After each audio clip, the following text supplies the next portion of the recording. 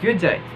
I'm Aces Paulmitan from Bachelor of Science Engineering Technology 1-4.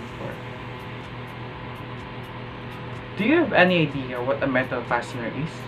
Or do you have any idea what are the examples or what are the types of a metal fastener? Metal fastener come from in a wide range of shapes and sizes, from the tiny micro screws used in electronics to the structural bolts that holds building together. The vast variety available can be overwhelming, but I'll show you a few of the most common types and talk about where they are best used.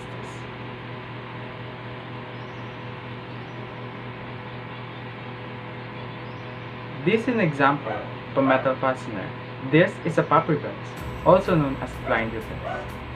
This type of metal fastener are type of rivets. They are used in an application where there is a limited access to the rear side or to the blind side of the parts to be joined. Pop rivets is very popular and reliable because they install quickly and easily, producing a strong and reliable fastener.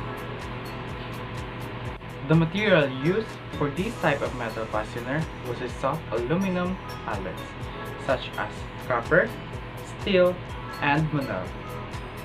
The proper hand tool to use in fastening this type of metal fastener is a rivet gun.